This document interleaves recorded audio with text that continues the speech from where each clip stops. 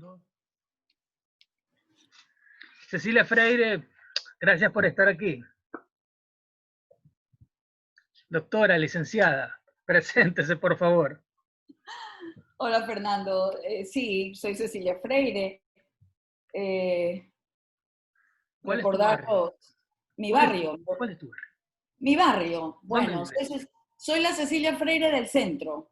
Como dice una amiga, somos ratas del centro, porque nací en el centro, eh, he crecido en el centro, ¿En qué y parte?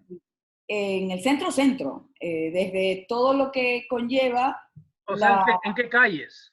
en mi inicio, bueno, mis hermanos me cuentan que llegué de la maternidad de Enrique Sotomayor directamente a la calle Luis Urdaneta y Boyacá. Yo tengo conciencia desde cuando ya, bueno, por recuerdos más bien sonoros o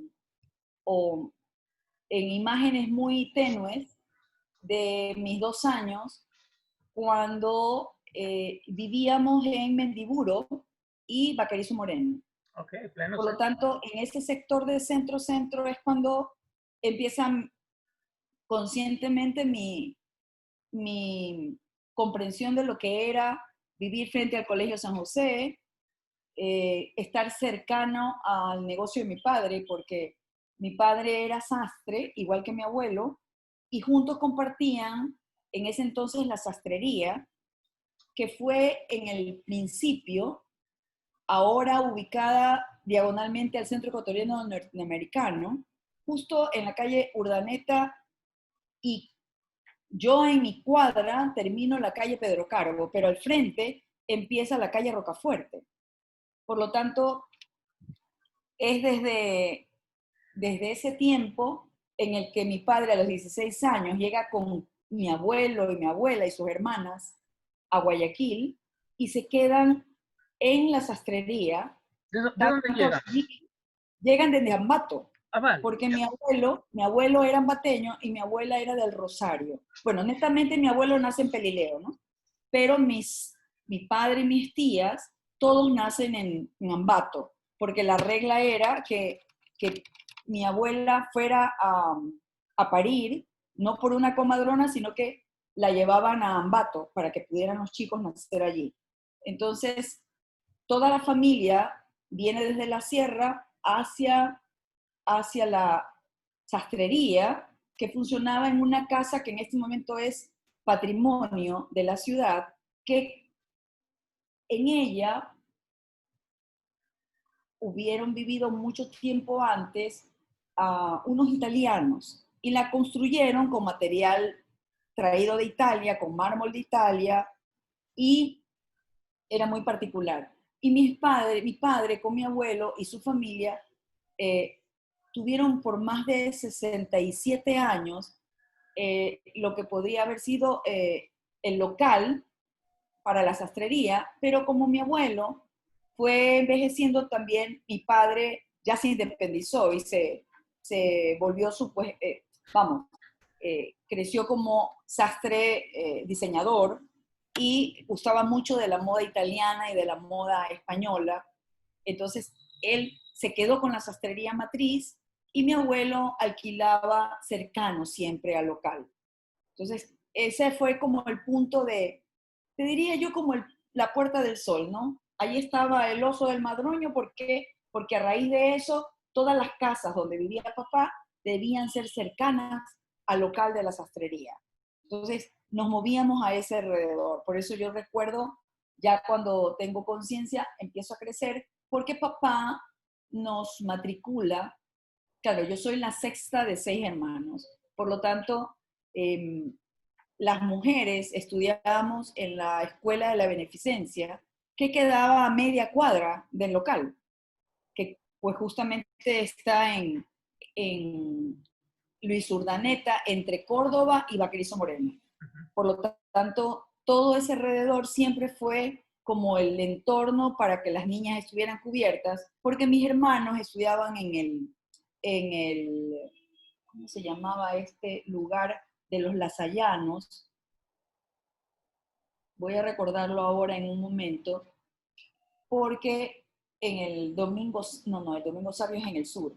Ellos estudiaron el de los Lasallanos y luego cuando terminan de estudiar allí, mi padre, con la mentalidad propia de la época, los matricula en el Cristóbal Colón. Entonces ellos debían tomar el bus, porque eran hombres, entonces podían desplazarse.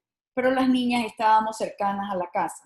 Entonces recuerdo tanto porque cuando ya yo tenía 7 años, claro, yo te decía que el contarte mi historia de vivir en el centro, crecer en el centro y ahora envejecer en el centro, marca un antes y un después de lo que era el yo discapacitada motriz y el yo discapacitada motriz ahora. Porque antes, en esa época, recuerdo tanto, cuando mi hermana conducía una silla de ruedas, que me la regaló mi tío, y esa silla de ruedas me llevaba desde el Colegio San José, donde vivíamos, en toda la calle Tomás Martínez, y sería Tomás Martínez, entre Vaquerizo Moreno y la otra cuadra era Aguirre, quien es, bueno, Aguirre, sí, Aguirre, no, perdona, Escobedo. Entonces, mi primera casa consciente, yo de pequeña pasamos de lo que correspondía a la primaria de San José en Mendiburo y nos damos la vuelta a la manzana para cambiarnos de casa y vivir en Tomás Martínez. Entonces, deambulábamos por ese lado y recuerdo cuando mi hermana me llevaba en la silla de ruedas, voy yo al primer grado, a la beneficencia de señoras donde ya mis hermanas estudiaban, porque mi hermana menor me lleva 5 años y la mayor, recuerdo en esa época, mi padre la matriculó en lo que se denominaba la profesional, que era darles el estudio de economía doméstica y de costura y bordado a todas las señoritas que no tenían el acceso a estudiar en el conservatorio o en otro tipo de estudios que no sean el bachillerato en ese entonces. Luego es que mi padre las matricula ya en colegio, porque yo fui como esa especie de sándwich, ¿no? En la familia propiamente dicho, más allá de que mi, mi, nuestra generación es una generación sándwich, no somos ni del 50, pero tampoco del 60. Entonces empezamos como a vivir nuestra infancia ya en el 70, pero con los vestigios de los hippies y de los Beatles, pero claro, empezábamos en una década nueva, donde también vamos creciendo. Entonces, ese fenómeno fue muy interesante porque en ese entonces yo recuerdo mi primer momento de conciencia cuando voy a preparatoria y me llevan en una silla de ruedas, pero mi conciencia no es la silla de ruedas, sino el verme frente a unas largas escaleras. Y yo viví el fenómeno de una clase media pobre, hija de un artesano que logró proyectarse, no solo profesionalmente, sino también ubicarnos a todos. Porque de acuerdo a la época, mi padre también iba acoplándose a las necesidades, al futuro que nos deparaba a nosotros, la vida, y que no eran las condiciones en las que él había venido, y que cuando se encuentra con mi madre vivía solo con sus hermanos y su madre, tratando con su trabajo de solventar a una madre viuda y con 5 hermanos. Entonces todos tenían que producir. Y es allí que conoce mi madre a mi padre, en Guayaquil. Y lo interesante es que yo, en esa memoria de vivir en el centro, ya mi madre vivía en el centro, mi padre vivía en el centro con su familia, pues evidentemente todos crecimos en el centro. Ahora, tú dices vivir en el centro. Bueno, cómo es ese centro? ¿Cómo es el Este centro centro. cómo Entonces, es ese el centro, centro de esa época y cómo va cambiando en la medida en que tú vas creciendo? el centro de esa época, en la conciencia de la calle Tomás Martínez, era el tener más cerca todavía el mercado de abastos para que mi madre hiciera la compra. Ese mercado, que era el mercado norte, actualmente vendido al banco, a la clínica Guayaquil, se constituyó en aquel mercado de acceso para la gente que vivía en el cerro, sobre todo el Cerro del Carmen, porque el Cerro Santana estaba un poco más lejos. Y la gente del Cerro del Carmen, lugar más habitado, donde empezó a crecer todo a lo largo de la famosa calle Coronel y, por supuesto, alrededor del Hospital Luis Bernaza, ese centro de abasto se constituyó junto con la clínica Guayaquil en los otros centros de crecimiento poblacional. Yo crezco en esa zona recordando que existía en camino hacia la escuela, pasar por la Quinta Piedad, que la Quinta Piedad era también una construcción de esa época, donde era una construcción de madera que por versión de mi padre, que cuando llega a Guayaquil, hasta allí llegaba a Guayaquil. ¿Por qué? Porque toda esa zona estaba llena de agua y ellos tenían que pasar por pequeños puentes para poder acceder al centro, que era la calle 9 de octubre.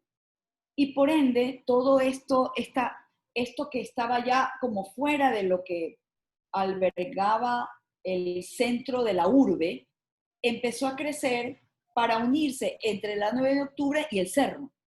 Y entonces son estas casas como un tanto más distantes las que van ocupando estos sitios. Por eso muchas de las casas de esa zona tienen entre las que quedan, entre 80, 90, no llegan a 100 años. Cuando dices casas, ¿te refieres a villas o es un nombre genérico para apartamentos de edificios? A edificios de 2 plantas, Ya, edificios de 2 plantas. ya. Entonces esa zona es interesante porque las casas, dado que había tanta agua, tenían que construirlas hasta de un piso. No podían ser planta baja.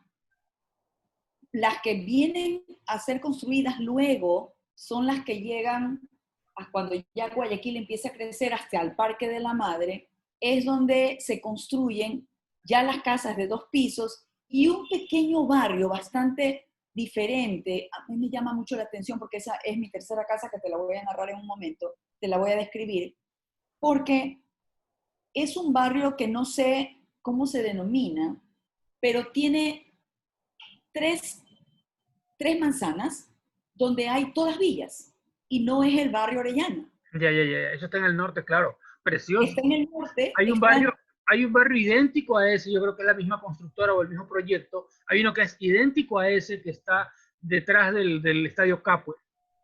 es Entre, correcto. entre el Estadio Capuel y, ¿cuál es? Guaranda, creo que se llama la calle. Oranda, sí, ese sector, Sí, ese sector. Entonces, la misma. el espectro geográfico y topográfico de la zona obligaba a hacer construcciones distintas. Y la Quinta Piedad, por la cantidad de agua y luego el relleno urbano que tuvieron que hacer, la echan abajo y construyen en ese sitio edificios.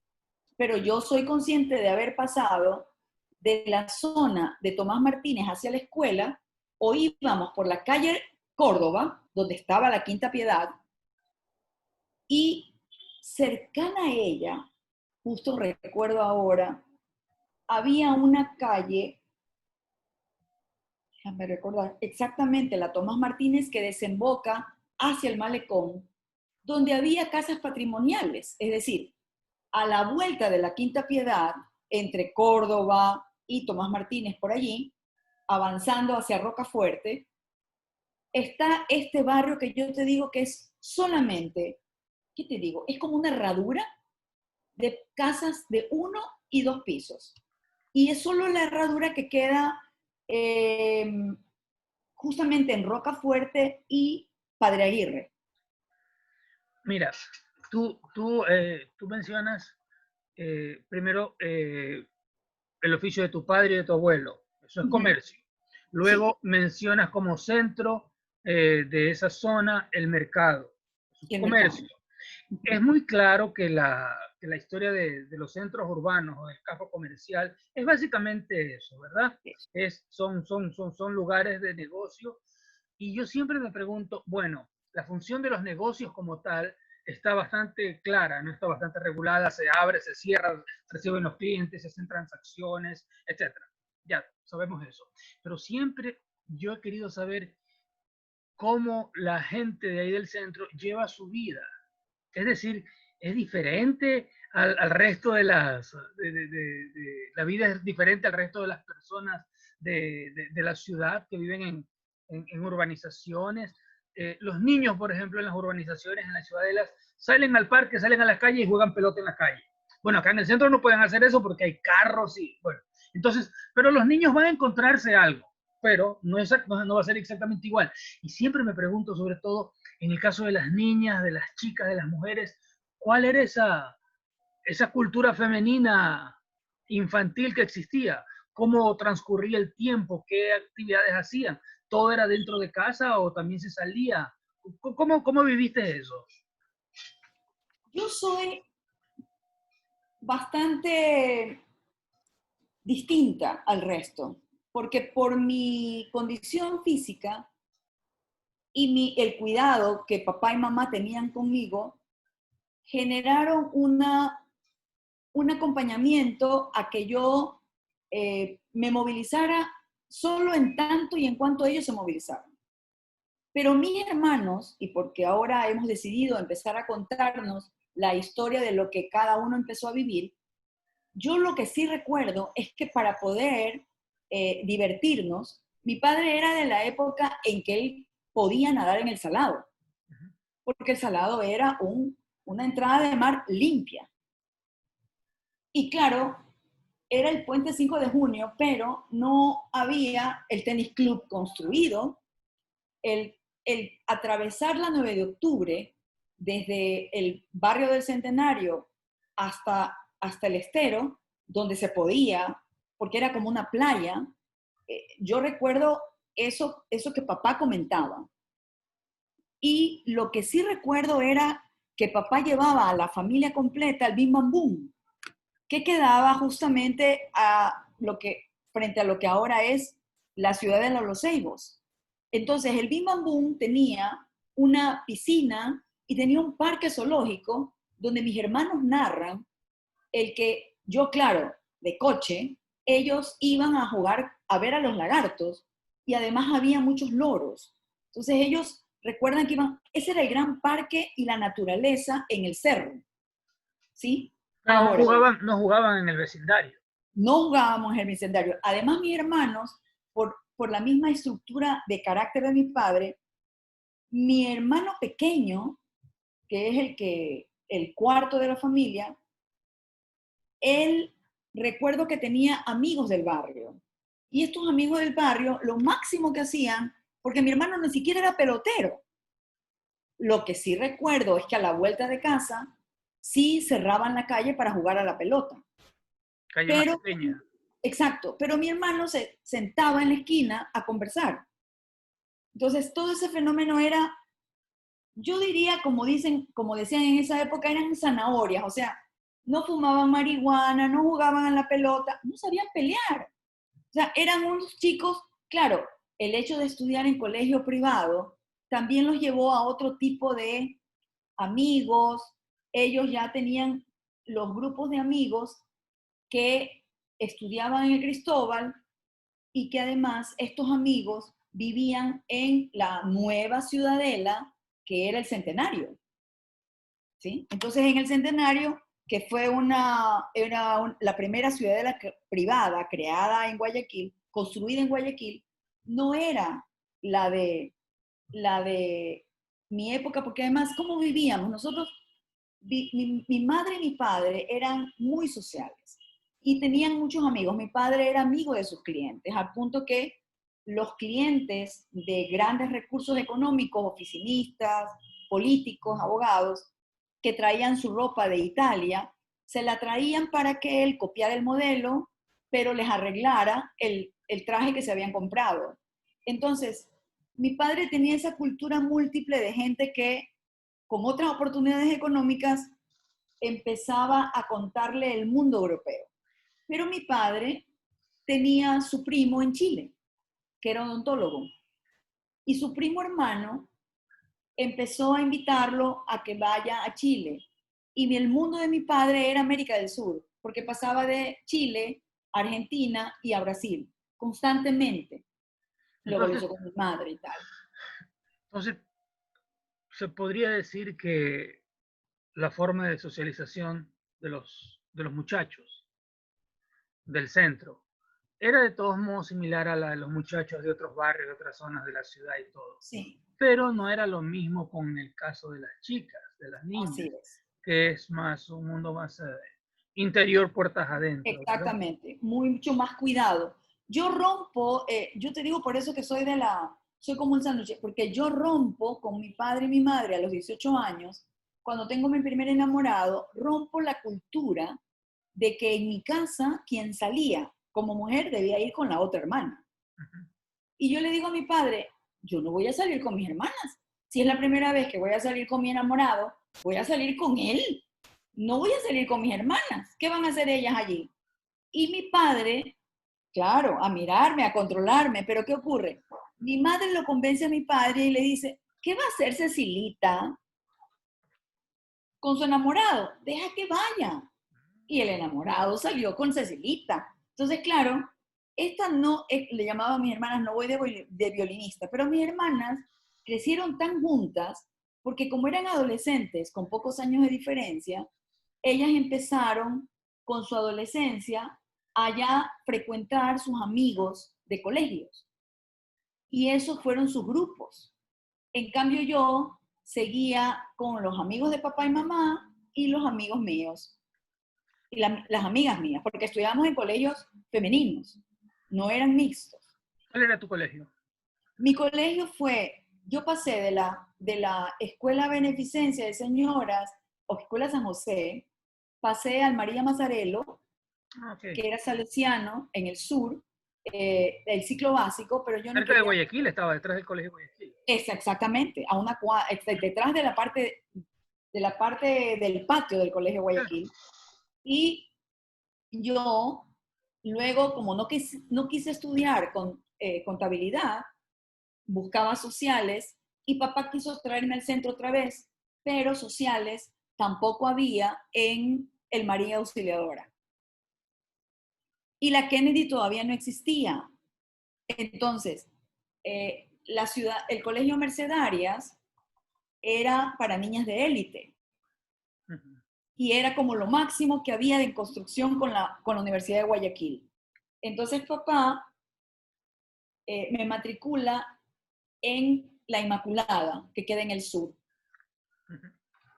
Entonces yo soy la primera que voy en transporte escolar desde el básico.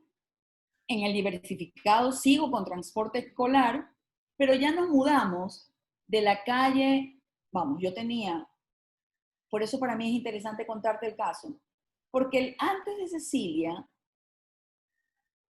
fue primero desplazarse con su hermana en silla de ruedas. Pero yo, gracias a la llegada del barco Hope estadounidense, que llega al puerto de Guayaquil, y a ¿qué te diría yo? A la conexión que había de las lanchas que te llevaban desde la capitanía del puerto, dígase frente a la gobernación y Municipalidad. el palacio municipal, cruzábamos para subir a una lancha en ese muelle y llevarnos en lancha hasta el puerto y subir al barco Hope. El barco Hope era ese barco hospital y como nosotros éramos muchos niños con polio, el barco Hope me enseña a caminar con órtesis en las piernas. Y el Club de Leones le regala a mis papás unas muletas de madera. Entonces, a partir ya de segundo grado, yo empiezo a ir a la escuela en silla de ruedas, pero con órtesis y muletas. Y hay una versión, nosotros estudiábamos cultura escolar, la jornada completa, matutina y vespertina. Para evitar movilizarme y por seguridad, yo almorzaba en la escuela. Y era la única que almorzaba sola porque a mí me daban una silla. Mis compañeras, semi-internas como yo, pasaban en fila con el uniforme rosado, que luego cambió a verde, o sea, pasamos del caramelito, igual que un caramelo de menta, pero era rosado. Y luego pasó a verde. Entonces, con el uniforme rosado, yo estaba en los primeros 3 grados. Luego en 4º grado cambió el uniforme a verde. Ahora, ¿por qué te digo esto? Porque, claro, nos apodaban las caramelitos de menta en la escuelita. ¿Y qué ocurre? Cuando yo ya llego a 9 años, hago la primera comunión, seguíamos viviendo en la calle Tomás Martínez, yo voy caminando con órtesis y muletas y me molestaba mucho porque yo iba vestida de blanco, no teníamos auto, y como la casa quedaba a 6 cuadras de la escuela, todos íbamos caminando. Recuerdo tanto que me molestaba mucho porque al caminar, me molestaba el traje largo de la primera comunión, pero me veían las botas negras y me molestaba porque todas mis compañeritas iban con zapatitos blancos. Ahora que estás hablando de eso, la situación de la movilidad personal tuya, en una mirada retrospectiva, ¿cómo la ves, mejor dicho, cuando la comparas con la situación de la movilidad del género femenino en esa época? Es algo...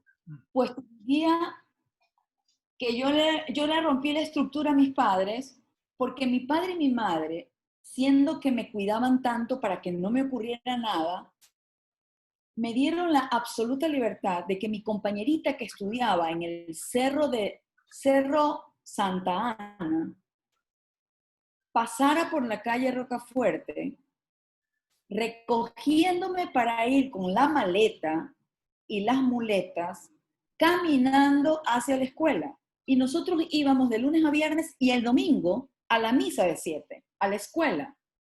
A tal punto que nos dieron un premio por haber ido durante los 6 años a misa de los domingos a las 7 de la mañana. Y este fenómeno hacía, primero, que nos sintiéramos absolutamente libres. Esa era la manera de distraernos. Ir caminando hacia la escuela. Número 2, el jugar a la finca el sábado. Espera, primero Juan con el 1. Si iban Vamos. caminando y que iban Y no viendo los pasaba nada. edificios, Íbamos por la calle los Rocafuerte. muchachos, iban conversando nada más. Íbamos conversando. ¿Por qué? Porque venían en contravía los chicos que iban al San José. Sí.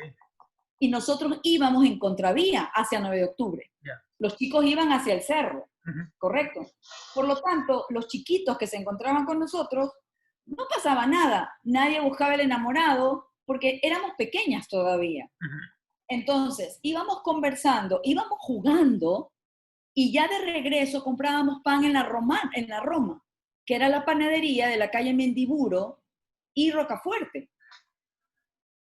Entonces, la Roma, que ahora es la California, pues para nosotros era el todo. ¿Por qué? Porque vendían toda clase de pan y porque además, ¿por qué te digo esto? Porque nosotros pasamos de ver todas las bodas más lindas que se daban por la entrada del Colegio San José, porque yo vivía justo donde estaban las escalinatas y estaba la entrada a la capilla del Colegio San José, lugar donde yo cruzaba la calle para ir a misa con el padre Abundio Velasco, que daba las misas a las 6 de la tarde todos los sábados. Y el padre Abundio, después de salir de misa, nos regalaba un caramelo de miel, de leche y miel, de la Universal. Entonces, ¿por qué recuerdo esto? Porque luego de esa casa, donde yo termino caminando hacia la escuela, nos vamos a 2 cuadras, es decir, diagonal a la clínica Guayaquil, y nos vamos hacia a la calle Padre Aguirre, entre Rocafuerte y Córdoba, todo alrededor. Entonces, hay 2 cosas que yo recuerdo mucho. En primer lugar, que yo no solo veía las bodas todos los sábados y a todas las novias lindas y sus invitados que entraban a casarse al Colegio San José, sino que en la esquina, desde que yo tenía 7 años, aprendí a fumar. Porque en la esquina había un edificio de 3 pisos con balcones, ¿Cuántos años tenía? 7 años. Entonces, no te asustes ni te rías, ¿por qué? Porque en la esquina, este edificio precioso, Papi, cambia de canal, déjame ver el programa de la muñequita. entonces íbamos a comprar cigarrillos que eran de chocolate. Entonces nos asomábamos a la ventana para ver el matrimonio fumando, pero fumábamos cigarrillos de chocolate, exactamente iguales a cualquier cigarrillo, pero eran de chocolate. Cecilia, Así que una persona cuando vive en un barrio, por lo general, no siempre, ¿no? Pero cuando una persona es de barrio, de una zona, termina siendo orgulloso de esa zona, de esa experiencia, ¿no? Y junto con estos, también aparecen construcciones míticas muy locales, ¿no? Muy de esquina y todo. Yo te pregunto, primero, si tú también tienes eso, ese orgullo de ser del centro. Y segundo, si dentro de ese orgullo también juega algún papel esta ideología del orgullo huancabilca, ¿no? Que es muy propio de allá de Guayaquil. te podría decir que no a primera instancia, que sí a primera instancia en las dos cosas que me acabas de preguntar. Yo me siento no orgullosa, sino realizada en el centro. Por eso para mí era importante contarte mi ayer, que deambulaba después de la misa de los domingos por toda la zona del centro, desde la escuela que quedaba en Urdaneta y Córdoba, y caminábamos atravesando la 9 de octubre y llegando hasta la calle Rumichaca, caminando el domingo, donde no había gente en la calle, pero que nosotros íbamos en la juerga de 5 y 7 niñas jugando por la calle y mirando los edificios, porque empezaron a construir el edificio Pica, estaba frente a Pica, un edificio emblemático que ahora pertenece al Buri, que era un edificio de 3 pisos, precioso, esquinero. Entonces tú empiezas a ver estas construcciones de edificios sólidos, fuertes, y como que vas llegando a ese otro centro de la calle Aguirre, de la calle Clemente Ballén, que eran ya las cercanas, allí teníamos prohibido llegar, al mercado central, porque el mercado central con la calle Sucre eran un deambular de gente los sábados y domingos, porque venía toda la gente y vendía en la calle. Entonces allí nosotros no podíamos llegar. Primero porque era peligroso. Y segundo, porque si hay algo que aprendí de mi padre y mi madre era que yo tenía que aprender a cuidarme. Y yo no podía entrar en ningún lugar donde había exceso de gente. Porque la gente cuando hay en demasía pierde el sentido de movilización y me empuja. Y yo en ese sentido soy muy sensible porque me caigo. Entonces, evidentemente en esa época como niña empiezo a desarrollar mi musculatura porque yo caminaba con los brazos y el abdomen y la cadera y mis piernas se movilizaban gracias a las órtesis. Cuando tú me dices, me siento orgullosa, sí, porque el ayer de Cecilia es el que se movilizó luego de vivir en Padre Aguirre. Y el otro fenómeno de la calle, que me hace recordar tanto mis barrios, de los que me siento, no es la palabra orgullo, es que me siento feliz de haber crecido en sitios donde pude ser yo libre y aunque no salía de casa, asomarme a la ventana era para mí ver un entorno de gente que paseaba en bicicleta, que caminaba, que te miraba, que te sonreía, y no de gente que iba robando a otra, o de gente que pégale gritos porque cójanlo, cójanlo. O sea, no había esa realidad. pero Y tú haces mención a esto porque es lo que se vive ahora. lo que vivimos ahora. Ahora, entonces dime, un poquito antes de la hora, ¿Sí? ¿cómo cambia esa, cómo cambia esa percepción tuya, o si que cambia, o cómo cambia tu vida y la interacción con tu vecindario, con tu barrio, cuando entras a la católica y ya cuando eres una mujer adulta? Correcto.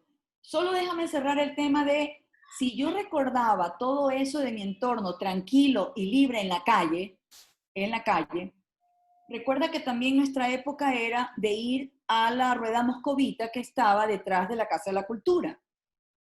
Por lo tanto, el domingo por la tarde, como regalo de buenos niños, era que papá nos llevara a la rueda moscovita, porque a mí me encantaba el tío vivo, donde había que ir al carrusel y a mí me subían en el caballo, o sea, yo tenía ese privilegio. Pero hay otro recuerdo de ese entorno que me hace feliz, de una niña feliz de la infancia que vivió, era el otro recuerdo ya de adolescente, porque yo cumple 15 años cuando voy a vivir a la calle Padre Aguirre. Y el árbol de la, calle, de la clínica Guayaquil por el lado de emergencia es un árbol que vive las 4 estaciones. En este momento tiene que estar ya con todas las hojas caídas porque es el otoño para él. ¿Sí? Entonces, todo ese fenómeno para mí quedó muy grabado en mi memoria. Ahora, esta alegría de vivir, de ser parte del centro, va de la mano también con lo que va haciendo de mí el crecer. Yo entro a la Universidad Católica cuando nos mudamos de casa y pasamos de la calle Padre Aguirre arriba del local de la sastrería de mi padre, que es Urdaneta, entre Pedro Carbo y Córdoba, donde todavía no había edificios al frente de mi casa. ¿Y por qué lo menciono? Primero porque yo ya no iba a la escuela, pero estaba cerca de mi escuela y era el lugar donde íbamos a misa ahora. 2, porque cuando voy a la Universidad Católica, el fenómeno era que yo ya voy creciendo como adulta y había algo que quedaba claro. No me podía movilizar en bus, porque el bus, que es un transporte público en Guayaquil, era inaccesible para mí en cuanto a los escalones.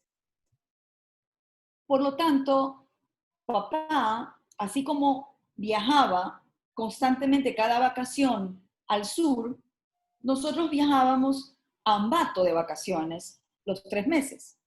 Pero cuando ya crecimos, se acabaron los viajes a Ambato, porque esa fue nuestra infancia. El invierno era las vacaciones con los primos de Ambato, de Quito, y pasear el carnaval en Ambato y jugar con los naranjillas y los huevos y la harina y todo lo demás, ¿verdad? Y rentar casa o vivir con la tía, etc. Pero ¿por qué este cambio ya cuando yo crezco?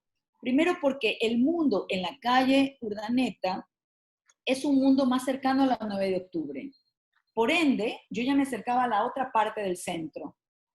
Ese centro donde estaban los edificios altos, el correo, que era lo máximo, ¿sí? Porque era un edificio súper grande de una manzana, porque estábamos muy cerca de Malecón, además, y porque yo hacía ya mi viaje a la universidad con un presupuesto semanal que me permitía costearme el taxi de ida y vuelta. Yo generalmente no comía en la universidad, pero pasaba estudiando en la biblioteca de la universidad, porque mi familia como muy grande, necesitaba yo mucho más calma para poder estudiar y elaborar todo lo que hacíamos con la universidad. Entonces, ¿por qué te digo esto? Porque desde ese entorno yo seguía movilizándome a pie, o sea, caminaba. Yo iba a la universidad eh, y yo tuve el privilegio, como le digo siempre a mis alumnos, de no ser la inquilina de la casa de mis papás como adulta, sino que la protección de papá era que todos sus hijos terminaran la cobertura de sus gastos hasta cuando ellos concluyeran la profesión. Entonces, de los 6, 4 nos graduamos en universidad. Las otras dos no. Las otras dos estudiaron carreras intermedias para poder sobrevivir en sus trabajos, la una de, de jefa de ventas y de financiera de una empresa y la otra de una empresa de importaciones. Entonces, se dedicaron a ello. Los cuatro, los tres varones y yo, decidimos entrar a la universidad, pero yo fui la única que concluyó sus estudios de bachillerato en colegio privado y femenino y religioso. Y luego voy a la universidad privada. Mis hermanos estudiaron en la estatal. Entonces, siempre fue como esta especie de vamos a cuidarla para que ella pueda sobrevivir, pero sin riesgos. Porque claro, yo quería estudiar historia y geografía, pero historia y geografía había que ir a la estatal. Y papá me dijo, creo que no es conveniente, porque si hay alguna huelga, vas a correr peligro. En cambio, en la católica no hay y también puedes ser profesora. Tú decides si quieres ser profesora de literatura. Entonces le digo, no me parece mal, porque lo que quiero realmente es ser profesora. Así que bueno, empezamos en la católica, yo empecé ya un año después porque me di un año sabático, y yo creo que ese año sabático fue muy importante para mí, porque si bien se cumplía un poco la expectativa de mi padre de que me vieran médicos en Estados Unidos para saber a qué atenerme con la poliomielitis y sus secuelas, era un poco también cortar alas, porque de lo contrario yo no iba a aprender lo que era el mundo, y siendo la última, con padres mayores, era evidente que yo tenía que aprender a ganarme la vida sola. Y así fue. Entonces, me vino muy bien porque la universidad coincidió con el primer año sabático de un profesor nuestro que decidió dejar de ser profesor para ser alumno. Y fuimos compañeros, mientras él fumaba pipa y nosotros cigarrillo, en el aula, fuimos compañeros de aula en las clases de estadística y me parece que de filosofía o de, ya no recuerdo bien. No de teología porque él nos daba teología, o sea, después. Entonces fue súper interesante el fenómeno porque primero que estábamos con un hombre mayor, segundo que era español, tercero que sabía de todo, y cuarto que mientras fumaba era un súper observador del comportamiento de sus compañeros jovencitos y del profesor. El profesor sí sabía quién era el colega que estaba en clase. Así que todo ese año fue interesante porque además resultó ser cliente de mi padre. Y Juan Ignacio, como mi padre era de gran charla, se quedaba horas charlando con papá y le propone a papá que para movilizarme a la universidad, como él vivía a 3 calles de mi casa, él pasaba por mi casa en la esquina y podía llevarme a la universidad. Lo que sí era como condición era salir 6:15 de la tarde desde nuestro barrio, porque llegar a la universidad a las 6:32 significaba no poder subir, porque la entrada a la universidad se colapsaba. Entonces, fue un aprendizaje interesante porque me permitió aprender ópera, porque él venía cantando, porque tenía una voz extraordinaria de tenor, y me enseñó un género que para mí no era común, porque mi padre oía tango, dada su experiencia de viajar constantemente a Buenos Aires. Y mi madre, que era una extraordinaria cocinera, llevaba la compra, pero luego decide apoyarlo a mi padre para llevarle las cuentas y la limpieza y el orden en la sastrería. Por lo tanto, mamá hacía sus obras con las salesianas y los domingos los dos desaparecían.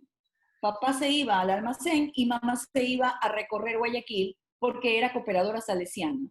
Cecilia, Dime. el centro de hoy, ¿cómo es para una mujer? El centro de hoy, yo vivo ahora en el centro que siempre quise vivir. Cuando yo llegaba cercana a los edificios, por eso te decía, el fenómeno de llegar y de pasear por la calle Aguirre era conocer los edificios de propiedad horizontal de 7, de 10, de 12 pisos de toda la sociedad libanesa, que tenía sus almacenes, sus tiendas, sus bodegas, en todo lo que es este alrededor de lo que conlleva el famoso correo, el edificio del correo, el antiguo correo del Ecuador, como se denominaba. Y para mí era como, esos edificios me parecen lindos. Ya yo pensaba de otra manera, ¿no? Cuando salimos nosotros de la casa alquilada, donde funcionaba la sastrería de papá, papá ya va envejeciendo y nos propone comprar una casa. Él le había dado un dinero a mi hermana para la educación de su hija y mi hermana lo había puesto, lo había guardado.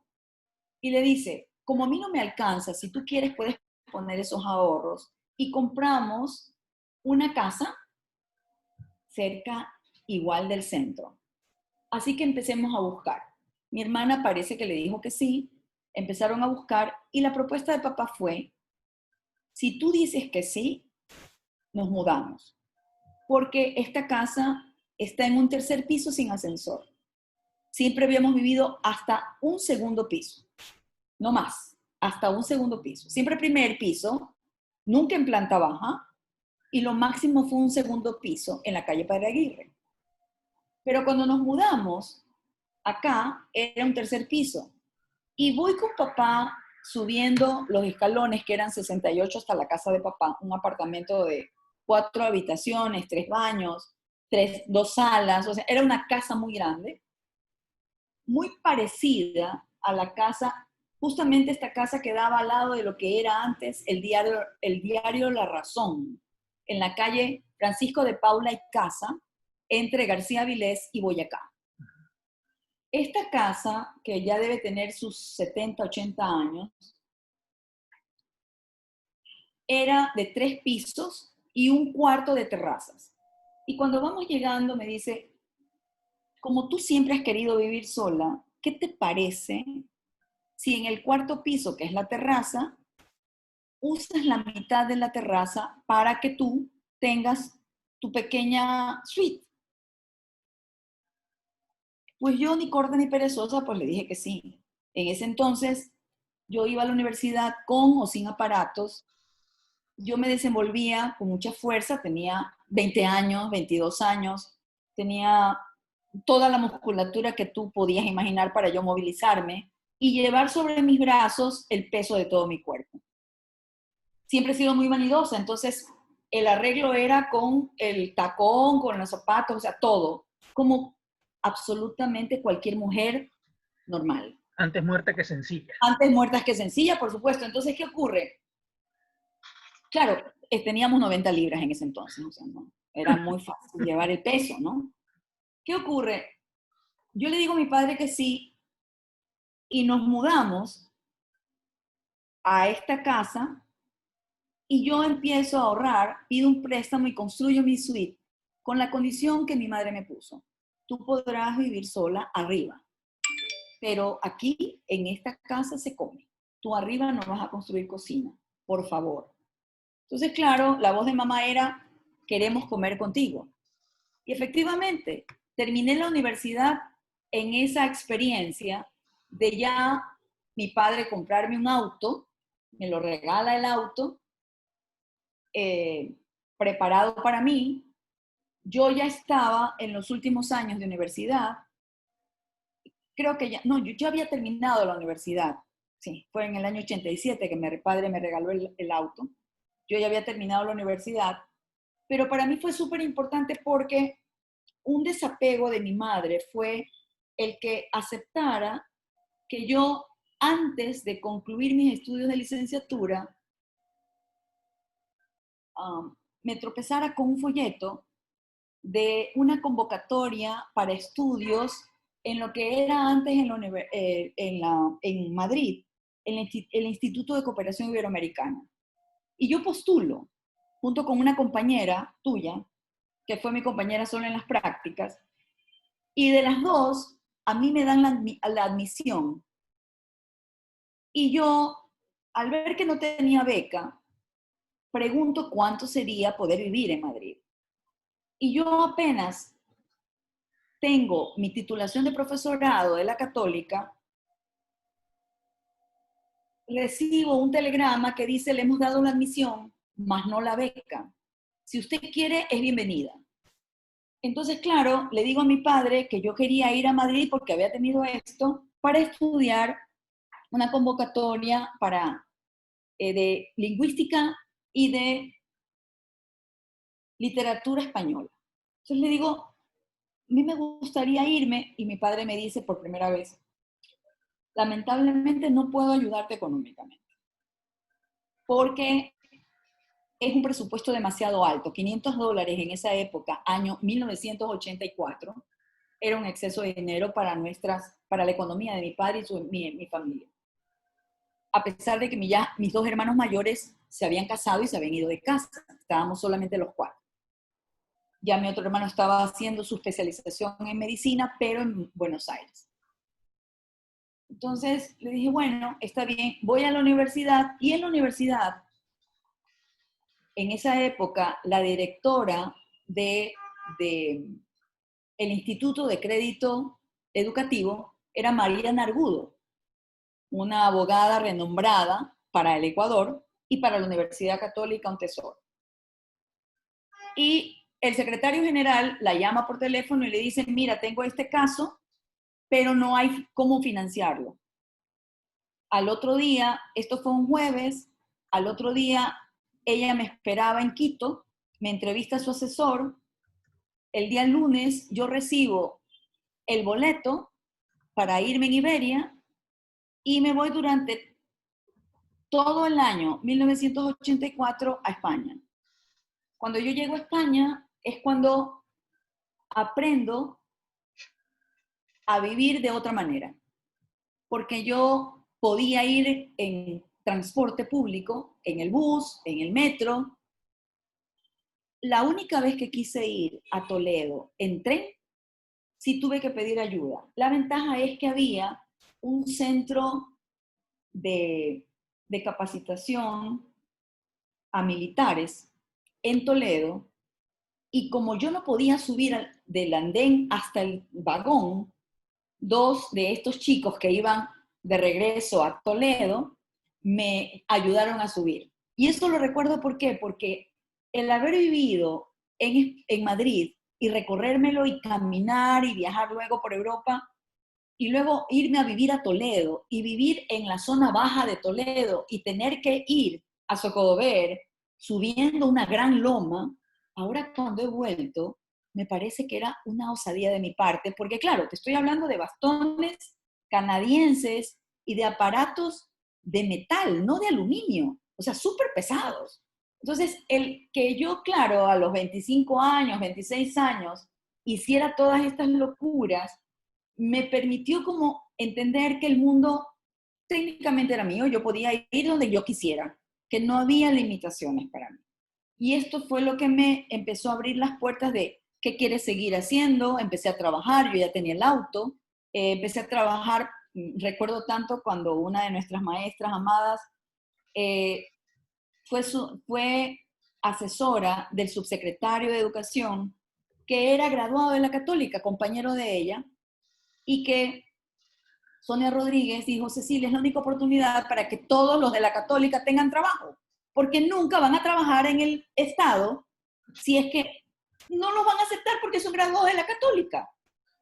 Entonces, ¿qué te digo? La mujer de ese entonces, y en mi caso, por eso te digo las circunstancias de toda naturaleza, familiar, personal y de época, ahora tengo 61, me permitieron crecer en el Guayaquil donde éramos libres, siendo que había violencia o había delincuencia, no nos sentíamos en este desafío de saber a qué hora sales, a qué hora vuelves, con qué vas a la calle, qué te pones y qué te dejas de poner, porque sabes que te están estudiando, siempre hay alguien que te está estudiando.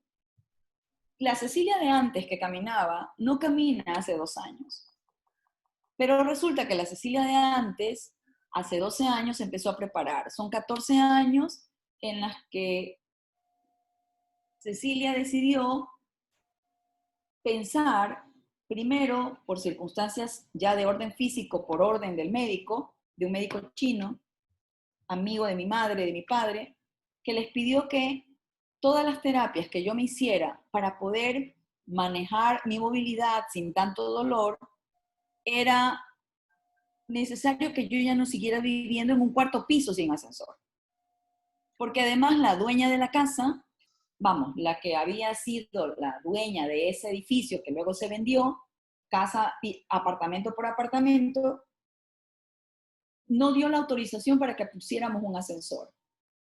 Por ende, la única alternativa era que yo saliera. Por lo tanto, yo tuve que salir por 2 años, hace 14, a Urdesa. Y me mudo a la calle Ilanes, entre lo que sería el inicio de las aguas y la primera. Esto implica que tú ahora bajas la loma y llegas justo a la calle Ilanes, con una particularidad que tiene ese sector. Era el sector comercial de Urdesa a nivel de las cosas de casa y de alimentación. Había un pequeño micromercado, la tienda típica de barrio, pero con la misma calidez y conocimiento de mis barrios, donde tú saludas al tendero, porque claro, así como yo era pequeña y compraba los cigarrillos a los 7 años, cuando yo me mudé a Padre Aguirre, yo hacía las fiestas con las muñecas, comprando las galletas de amor, cuando teníamos mucho más dinero. De lo contrario, comprábamos galletas María, colocábamos el sándwich, porque hacíamos sándwiches de chocolate, mamá nos prestaba las copas de plástico y servíamos helado. Entonces era la gran fiesta de las muñecas que hacíamos en la casa hasta que yo empiezo a crecer, ¿verdad? Entonces todo eso, que comprar el caramelo de fruta, que te lo daban en papelito de despacho, era cuando teníamos 2 reales y te daban 4 caramelos por 2 reales, o sea, eso era lo máximo, porque el caramelo de fruta nunca más se volvió a hacer. ¿Te acuerdas de El Medio? Claro que sí, mi abuelo coleccionaba medios, Claro, la mitad, mi abuelo coleccionaba medios y reales. Cecilia. Entonces, la mujer de esa época se va adaptando a los cambios y también a todo lo que físicamente la ciudad también le va aportando. ¿Por qué? Porque me voy preparando para que ahora donde vivo, que es el pleno centro comercial de la ciudad, en toda la calle Escobedo y Aguirre, a una cuadra de la catedral, estoy rodeada primero de la zona de los edificios, en un lugar súper seguro y acogedor, donde tengo el dominio de un apartamento enorme, lleno de luz, pero sobre todo que tengo la accesibilidad desde que la municipalidad con los social cristianos decidieron optar porque las veredas de Guayaquil sean accesibles. El detalle está en que la construcción de esas veredas son de acuerdo al antojo del supervisor de obra. Entonces, cada vez que vienen a rellenar las calles, ya la vereda no nos sirve para que tú puedas acceder por un scooter o una silla de ruedas. Es imposible. Cecilia, muchísimas gracias por esta conversación. Encantada.